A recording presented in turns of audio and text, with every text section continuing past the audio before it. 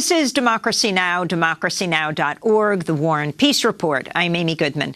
How to be an Anti-Racist. That's the name of the new book by scholar Ibram X. Kendi, the founding director of the Anti-Racist Research and Policy Center at American University. In 2016, Kendi became the youngest winner of the National Book Award for Nonfiction for his book Stamped from the Beginning, The Definitive History of Racist Ideas in America. In his new book, released today, Professor Kendi writes, the source of racist ideas was not ignorance and hate, but self-interest.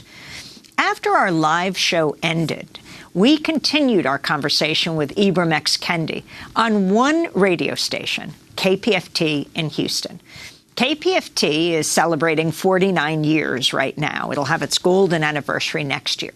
But when it went on the air in 1960, it's the only radio station in the country that was blown up.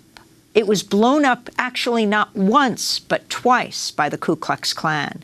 It went on the air in the spring of 1970. The Klan strapped dynamite to the base of the transmitter and blew it to smithereens. A few weeks later, they got back on the air, and the Klan strapped 15 times the dynamite to the base of the transmitter and blew it up again. So I began the second part of our interview with Professor Kendi by asking him to put this story, whether or not he knows the particular KPFT story, the head of the Klan at the time said it was his proudest act, into a historical context. Well, I think first and foremost, we have to sort of recognize that when racist policies don't work, when racist policies don't prevent this type of station from being born, the next step that racist power has essentially utilized has been racial violence, has been terror. And so it's not surprising to me what happened then. And it's not surprising to me that this station lived on, because that's what people have done. That's what movements have done. We've been resilient. We've been resilient in the face of terror. And so I'm excited to see that resilience. And I also recognize that fundamentally, whether you're talking about race or even other issues, we're in a battle right now to answer the question, is the problem of our society power and policies, or is it people? And those who benefit from those powers and policies are trying to flood the airways by saying the problem is people. And they, of course, are against stations like this that are saying, no, there's nothing wrong with the people. The problem is power and policy. And let me ask you, on the issue of Trump, what has become the major question of the Democratic presidential candidates everywhere they go, is Donald Trump a racist? Is Donald Trump a white supremacist? What are your thoughts about this, even that being the subject of each interviewer's question? To me, that's like asking, is Donald Trump the president of the United States? It's obvious, but then again, I recognize why people ask the question. Now, we ask the question for a different reason in terms of if Donald Trump is the president of the United States, when we think about how we got elected, but it should be that essential, it should be that obvious that he is racist. A racist is someone who is expressing racist ideas or supporting racist policies with their action or inaction. He has used his bully pulpit to express racist ideas. He's used his executive power to promote racist policies. He's also, every time he was charged with being racist, he has denied racism itself, as well as his own racism, which is what every group of racists in American history have done. You ended our major broadcast by talking about growing up in Queens, where President Trump grew up. I mean, he often says his father was born in Germany, but he wasn't. He was born here. His mother was. And when he went into business with his dad, with Fred Trump, who the Times had written about decades before as being arrested at a Ku Klux Klan rally. In Jamaica, Queens, yeah. In Jamaica. In Jamaica, Queens. So talk more about that history. Yeah, I mean, it's just striking, sort of, to me, how in the 1920s, when the Ku Klux Klan was ascendant, that Donald Trump's father was not only one of the people who marched with the Klan, but one of the people arrested for, and it's not surprising to me that white nationalists and supremacists, whether nonviolent or violent, are looking to Trump as their savior, who are looking to Trump as someone they admire. And so that, to me, that history and that presence is deeply connected. I did not have the ability for my father to give me $400 million over the course of his life or my life to be able to then go out and tell people I'm self-made, right? My father probably, you got to take away a lot of zeros to think about how much my father gave to me. But my father, what he did give to me is this sense that the problem is not people, right? The problem is power. And the problem is powerful people like Donald Trump. Well, I mean, one of his first acts in business with his father was to have to take on the Justice Department because his Justice Department was suing them for preventing African Americans from living in their housing development in Queens. Yeah, I mean, Donald Trump has a long history of racist policies, of racist ideas.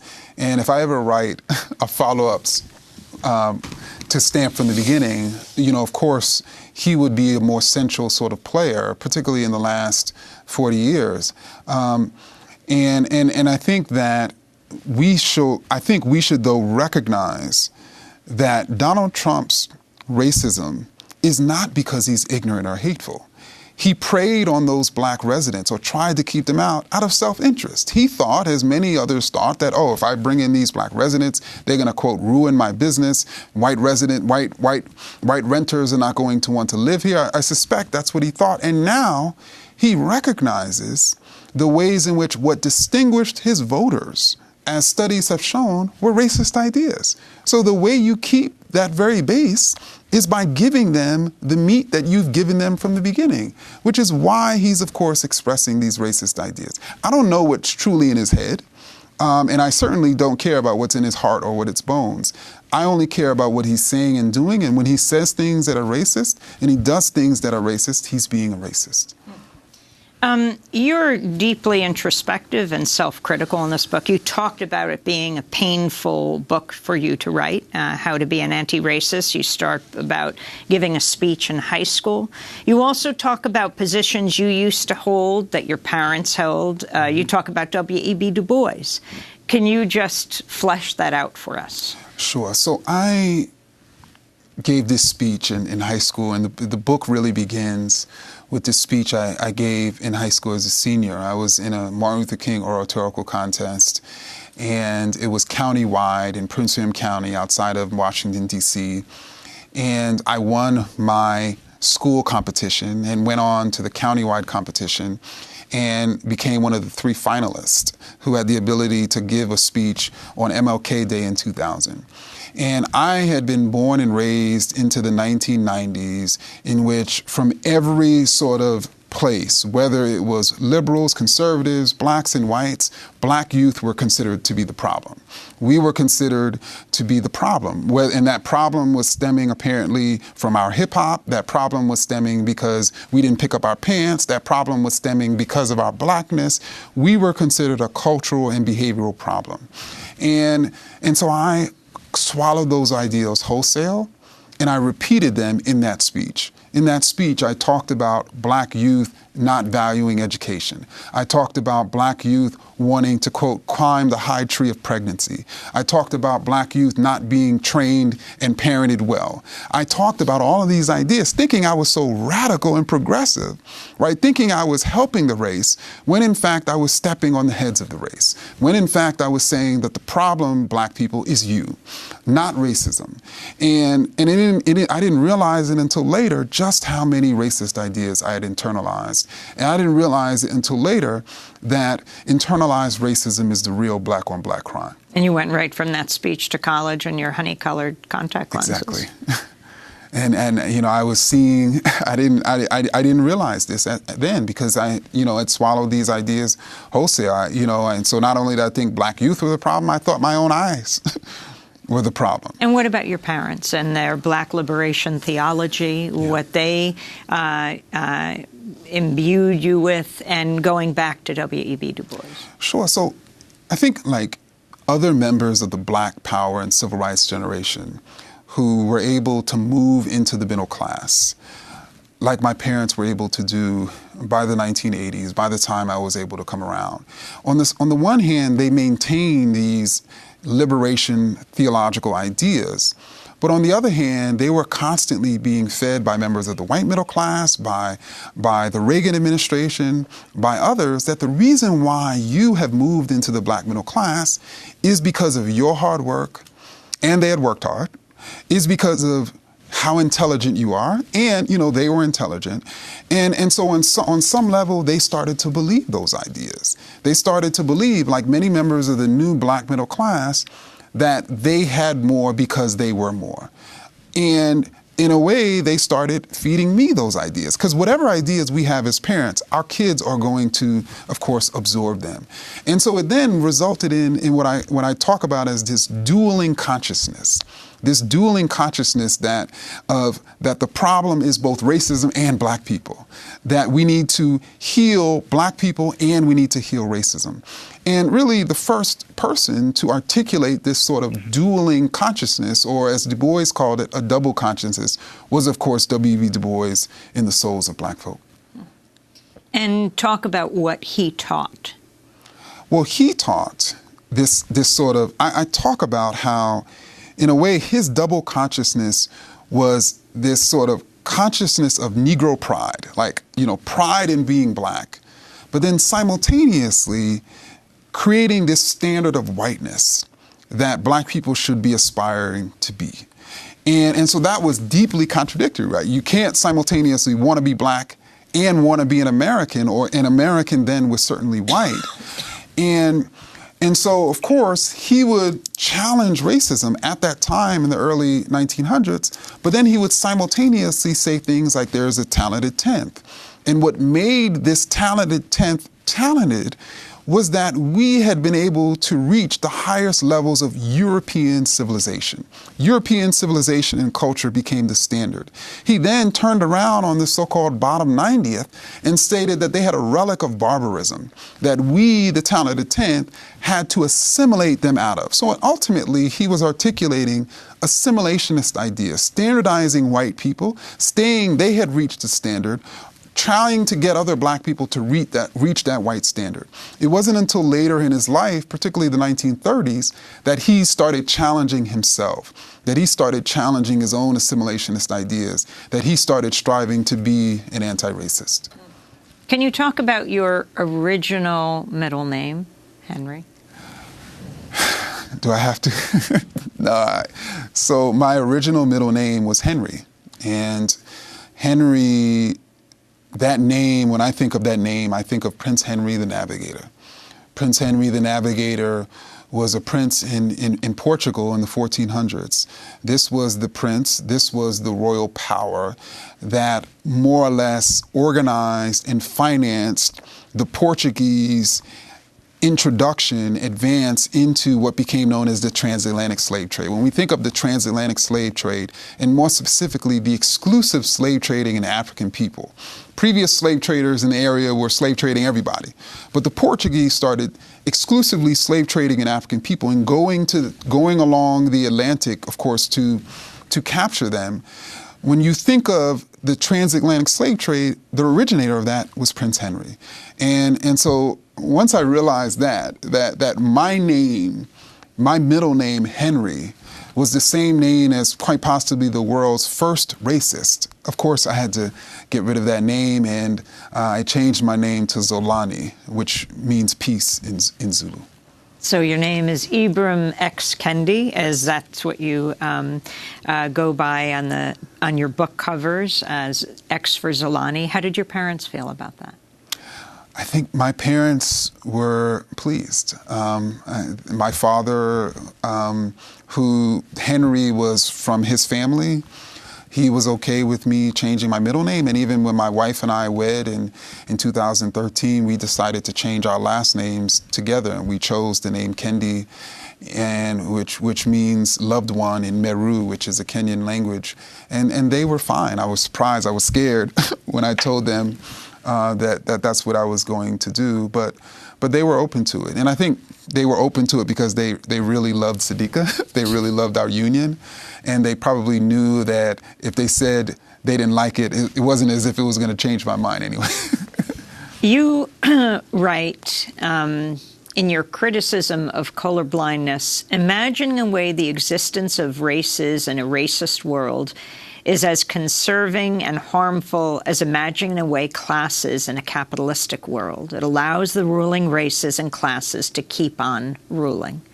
Explain. It does. So obviously we have some Americans who think that the first step in solving racism is to not categorize by race.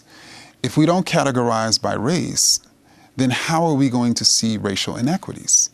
If we can't see racial inequities, then how are we going to see racist policies?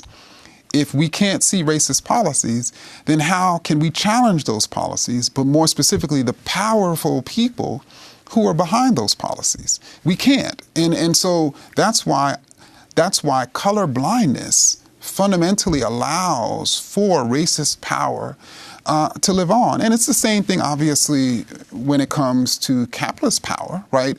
These are individuals who do not want working people to recognize themselves as an economic group. Because once they do, and then they start looking at where their wealth, where their labor power is going, they, of course, are going to be more likely to organize against that common enemy. And so they, of course, do not want people to identify by classes, just as colorblind individuals don't want us to identify by races. And if we don't identify, then we're not identifying the groups that are being subjected to policies. And if we can't see the groups being subjected to policies, economic or racial, how can we even challenge, let alone eliminate those policies? Can you talk about the effect of the presidency of the first African-American president, Barack Obama, on you and on society? And do you consider President Obama an anti-racist? So I think President Obama, well, let me answer the first easier question. I think the most obvious effect that President Obama had on our racial landscape is, of course, you had many people of color who, or even non-people of color, people who literally never believed that it was possible that anyone other than a white male could be president, gained a sense of encouragement that they too could, of course, ascend for that highest office or even any other office that they're pursuing. So, of course, it encouraged those people. And I think we're seeing the effects of that. We've been seeing the effects of that with the changing demographics, for instance, of the House of Representatives. But on the other hand, it allowed racists to make this case that the nation is post-racial, that we've elected a black person to one office in one house, and so therefore racism is completely no more. And that was obviously dangerous because you had racial disparities in existing, persisting. And if you have racial disparities, you have racism. And it caused people to say, oh, well, those disparities don't exist because of racism, because racism is no more, because we have a black president. And then it allowed for those people to reproduce, to create, to take in racist ideas to explain those disparities. And I think in terms of whether Barack Obama is an anti-racist, well, I think Barack Obama has in certain ways advanced anti-racist policies and expressed anti-racist ideas. So obviously the Affordable Care Act led to 11% of Black and Latinx people growth in their insurance rates. Obviously, he's spoken about racial equality, but at times he's expressed assimilationist ideas, particularly during his first term. And this was a term and particularly during his run for president. I mean, most people point to, for instance, his Father's Day speech that he gave during the run for president in 2008, in which he sort of challenged black fathers for what they were not doing. And a day later, Michael Eric Dyson wrote a piece highlighting the data, the studies that have shown that actually black fathers outside of the home are more likely than other racial groups of fathers to have relationships with their kids. So there's actually not a problem with black fathers. There's a problem with fathers, but there's not necessarily a problem with black fathers. And so he, in a way, like I think many Americans have expressed both racist and anti-racist ideas, have supported policies that yield to both racial inequity and equity. You talk about one of his famous speeches, his Father's Day speech, but then there was also the speech when he was running for president, taking on the issue of race as he gave that speech around the minister in his church, Rev Jeremiah Wright. What was your assessment of that? So I think that speech, which I sort of tried to delicately chronicle in Stand from the Beginning, was that he expressed both racist and anti-racist ideas in that speech. And I think most people are aware of the anti-racist ideas that he expressed in that speech. He talked about racial discrimination as being a lingering problem, as an anti-racist would say. He talked about the equality of the racial groups, but then he also talked about what he called this legacy of defeat, that people, young black people, particularly on the corners, have this legacy of defeat, which was a sort of common line in his racial rhetoric. This idea that black people, particularly young black people, particularly urban young black people, that they are sort of hanging out on the corners because they're not striving. And the reason why they're not striving is because they've been continuously the doors of racism have continuously been slammed in their face. So at some point, they just stop striving. And this is what I call the sort of oppression inferiority thesis. This is this idea that oppressive conditions, whether those oppressive conditions is people saying no to you because of your race or even slavery, has literally harmed the behaviors or the cultures of black people. The problem is there's no evidence for this. There's anecdotes. There's certainly individual black people who, the more those doors were shut in their face, the more they stop. But then there are others who strive that much harder, right? Which is what humans do. As we begin to wrap up, I wanted to ask you more about reparations. And I wanted to turn to June, the House Judiciary Subcommittee, holding a hearing on reparations. This is the award-winning writer, Ta-Nehisi Coates, who was the major speaker at that hearing. This rebuttal proffers a strange theory of governance, that American accounts are somehow bound by the lifetime of its generations. But well into this century, the United States was still paying out pensions to the heirs of Civil War soldiers. We honor treaties that date back some 200 years, despite no one being alive who signed those treaties. Many of us would love to be taxed for the things we are solely and individually responsible for. But we are American citizens, and thus bound to a collective enterprise that extends beyond our individual and personal reach. It would seem ridiculous to dispute invocations of the founders or the greatest generation on the basis of a lack of membership in either group. We recognize our lineage as a generational trust, as inheritance. And the real dilemma posed by reparations is just that, a dilemma of inheritance. It is impossible to imagine America without the inheritance of slavery. So that's Ta-Nehisi Coates. Talk about the significance of this hearing, reparations entering the mainstream political discourse, and what this means. Well, I think this is one of the more remarkable advances for anti-racists, for those who are seeking reparations really in modern sort of American history. I think this is a pivotal moment. And I think what Ta-Nehisi was sort of talking about essentially was inheritance, right?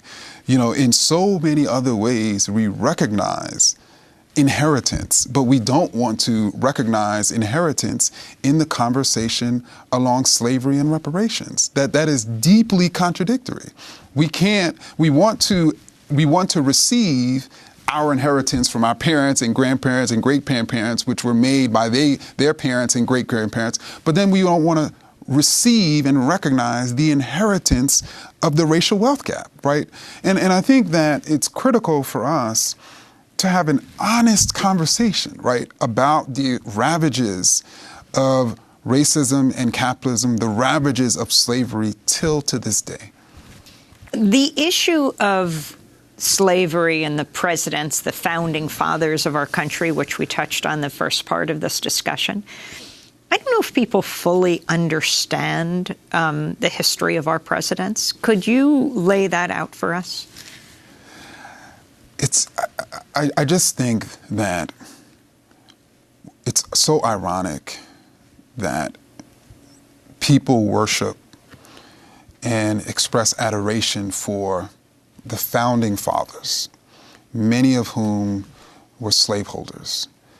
And then in the next conversation, they will condemn slaveholders, right? And when you think about American power, when you think about someone like George Washington, the first president of the United States, when you think about Thomas Jefferson, who had upwards of 600 slaves over the course of his sort of slaveholding lifetime, and he, of course, was the third president of the United States. When you think of his sort of pupils in James Madison and James Monroe, when you think of Andrew Jackson, I mean, when you're thinking about— How many presidents owned slaves? I don't know the exact number. I think every president until the Civil War owned slaves except, I believe, 3. If Wikipedia is any guide, just looking it up right now, 12 presidents owned slaves at some point in their lives, 8 of whom owned slaves while serving as president. Wow. While serving as president. And so I think that what's critical for us to sort of recognize is these are facts, right? These are facts. And I think one of the ways in which apologists of slavery have, in a way, affected our minds has been to say that slavery wasn't profitable, that slavery did not sort of build the wealth of this country. Slavery and its profits did not allow American slaveholders like Thomas Jefferson to release from their control from British banks. And that's just not true, right? And I think we have to sort of recognize the sort of early American history with slavery, particularly slaveholding power with American power. And we have to sort of recognize that just like American power was a slaveholding power largely, the Confederates, of course, were fighting for the maintenance of slavery too. So we're not honest, right, about all of those presidents who held slaves, and we're not even honest that the Confederacy was essentially fought to maintain slavery. We imagine even, Amy, that the Confederacy is representative of Southern pride. But then when we look at Southerners at the time, nearly half of Southerners during the year of the Confederacy were black. They weren't supporting the Confederacy. Then when you look at white Southerners and the large number who were resisting being drafted into the Confederate Army. You look at the women who were mobilizing against food shortages. You look at the Confederate troops who were forming what was known as the Underground Railroad out of the South. When you look at the millions potentially of white Southerners who were against the Confederate States of America, we can possibly make the case that the majority of Southerners were against the Confederacy. But somehow people make the case this was Southern pride. So let's go to McConnell speaking right around the time of the reparations hearing. The Senate Majority Leader, Mitch McConnell, who was asked by Spectrum reporter Ava McKend, who is African-American. You never hear her questioner. She's never identified. A young African-American reporter. She's the one who asks him whether the government should issue a public apology for slavery. This was McConnell's response. I don't think reparations for something that happened 150 years ago, for whom none of us currently living are responsible, is a good idea. We've, tried to deal with our original sin of slavery by fighting a civil war, by passing landmark civil rights legislation. We've elected an African-American president. I think we're always a work in progress in this country, but no one currently alive was responsible for that. And I don't think we should be trying to figure out how to compensate for it. First of all, it'd be pretty hard to figure out who to compensate. We've had waves of immigrants as well who've come to the country and experienced dramatic discrimination of one kind or another. So no, I don't think reparations are a good idea. That's the Senate Majority Leader, Mitch McConnell. Respond to everything he said. So when you think about how he makes the case that we've had, quote, racial progress, what does he say? We fought a civil war. We passed civil rights legislation, and we elected a black president, right? That is actually indicative of what many Americans believe. Oh, we freed you, we gave you rights, and we elected a black president, so we're done. They don't want to have a discussion about the growing racial wealth gap. They don't want to have a discussion about health disparities. They don't want to have a discussion about disproportionate amounts of black poverty. They don't want to have those discussions, because if I ask, or if we ask, why do those inequities exist, they're not going to point to policies, racist policies, economic policies that cause it. They're going to say, you know what, it's what's wrong with black people, without recognizing that those very people who are opposing Barack Obama, who are opposing civil rights legislation, who were opposing the union, were saying the same exact thing. So they're standing on the very side of the people who were resisting the very progress that they are putting forth. I mean, it's deeply ironic and regular in terms of, what Mitch McConnell is saying and doing. Finally, who are you writing How to Be an Anti-Racist for? Well, I was writing this book really for anyone with an open mind who is willing to self-reflect on themselves and their nation, who truly wants to understand the problems of race in society and how they can be a part of the movement to eliminate those problems. Well, I want to thank you so much, Ibram X. Kendi, professor of history and international relations at American University, the founding director of the Anti-Racist Research and Policy Center there. He is the youngest National Book Award-winning author, the youngest person to win the National Book Award for nonfiction. The book was stamped from the beginning, The Definitive History of Racist Ideas in America. His latest book, out today, on his birthday, is titled How to Be an Anti-Racist. To see part one of our discussion, go to democracynow.org. I'm Amy Goodman. Thanks so much for joining us.